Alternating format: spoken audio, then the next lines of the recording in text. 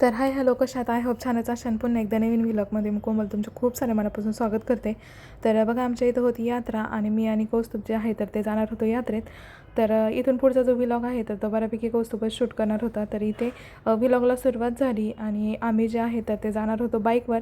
कारण घरापासून जे आहे तर ते बऱ्याच लांब अंतरावरती जे आहे तर ती यात्रा होती. तर त्यामुळे आणि माऊला जे आहे तर तिला घरीच ठेवलं होतं. तर त्यानंतर आमच्या सोसायटीतले जे आहेत तर ते बऱ्यापैकी आम्हाला भेटले आणि ते चालले होते रस्त्याने पायी. सो त्यांच्यासोबत जे आहे तर ते थोड्याशा गप्पा मारल्या, कारण घरी येऊन जे आहे तर ते पुन्हा स्वयंपाक करायचा होता. तर त्यामुळे मी जे आहे तर ते गाडीवर जाऊन पटकन येणार होते, कारण प्रत्येक मुलांची जी आशा आहे किंवा बाहेर जायची किंवा यात्रेत वगैरे, तर त्याला मी घेऊन गेले आणि पटकन जे आहे तर ते घरी येऊन पुन्हा पुढचं रुटीन जे आहे तर ते करणार होते. तर अशा ज्या छोट्या छोट्या गोष्टी आहेत तर त्या अनुभवायला खूप छान वाटतात. किंवा मग मुलांचं माइंड जे आहे तर ते खूप बऱ्यापैकी असं फ्रेश होतं. त्यांनासुद्धा बाहेर किंवा आपण जर सिटीत वगैरे राहत असेल तर गावाला जाणंसुद्धा खूप कमी होतं. तर त्यामुळे अशा गोष्टींमधून त्यांना जो छोटा छोटा आनंद आहे तर तो देण्याचा नक्कीच ट्राय करत जा. तर फायनली गाडी वगैरे लावल्यानंतर गेलो होतो यात्रेत आणि खूप सारी गर्दी होती. तर त्यामुळे जे आहे तर ते बऱ्यापैकी शूट करता आलेलं नव्हतं मला, कारण गर्दी होती आणि कौस्तुभलासुद्धा पकडायचं होतं, सोबत कोणीच नव्हतं.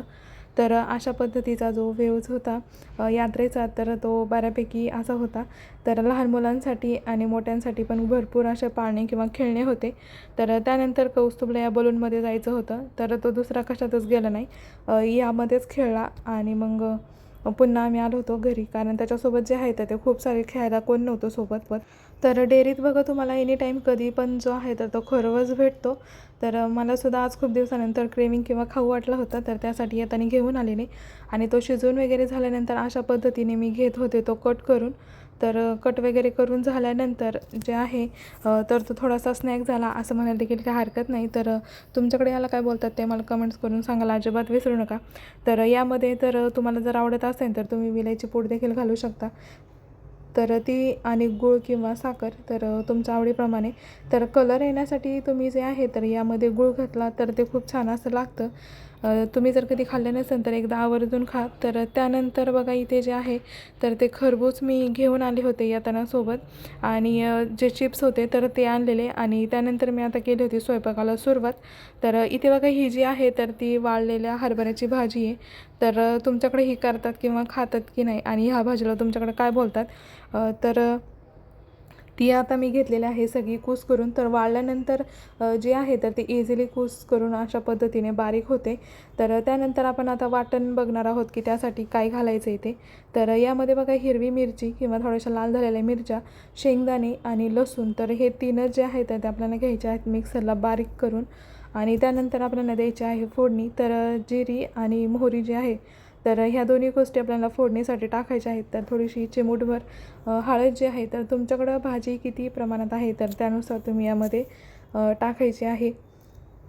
आणि मीठ तुम्ही वाटणात देखील टाकू शकता किंवा मग फोडणीला. मी तर नॉर्मली फोडणीलाच टाकत असते मीठ जे आहे ते. आणि त्यानंतर आपण हे छान असं तडतडून किंवा परतून घेतल्यानंतर आपलं जे वाटण आहे आपण केलेलं तर ते यामध्ये आपल्याला घ्यायचं आहे टाकून.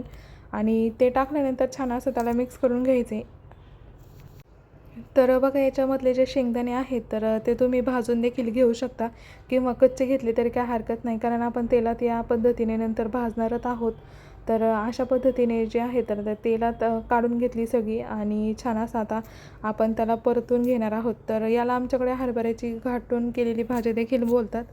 आणि सुकी जी भाजी आहे तर तीच भाजी असते, फक्त ती उन्हात वाळवायची आणि तुम्ही वर्षभर कधी ही भाजी जी आहे तर ती खाऊ शकता अशा पद्धतीने स्टोअर करून. तर इथे बघा, आता त्याला छान अशी फोडणी जी आहे तर ती दिलेली आणि छान असं आता आपण ते घेणार आहोत परतून.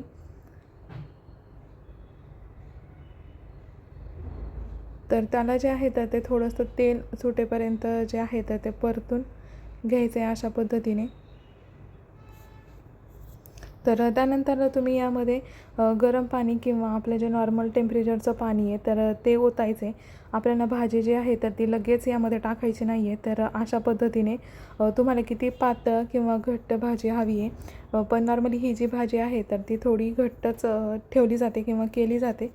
तर अशा पद्धतीने जे आहे तर ते तुम्ही पाणी त्यामध्ये टाकून घ्यायचे आणि त्याची छान अशी एक उकळी काढून घ्यायची आणि उकळी काढल्यानंतर आपण जे मगाशी भाजी घेतली होती तर ती अशा पद्धतीने त्यामध्ये द्यायची आहे टाकून आणि ती थोडीशी शिजेपर्यंत 5 ते 10 मिनिट जे आहे आपल्याला तर मीडियम फ्लेमवर याची छान अशी घ्यायची आहे उकळी करून आणि त्यानंतर आपली जी भाजी आहे तर ती छान अशी होते तयार. सो आजची रेसिपी जी आहे तर ती तुम्हाला कशी वाटली आणि चॅनल नवीन असाल चॅनलला सबस्क्राईब केलं नसेल तर चॅनलला आवर्जून सबस्क्राईब करा आणि सबस्क्राईब केल्यानंतर बेल आयकॉन प्रेस करायला अजिबात विसरू नका की जेणेकरून मी नवीन व्हिडिओ पोस्ट केला की तो लगेच तुमच्यापर्यंत पोचला जाईल. तर ती भाजी जी आहे तर ती खूप ड्राय असते तर त्यामुळे ती अशा पद्धतीने जी आहे तर ती वरतीच तरंगली जाते.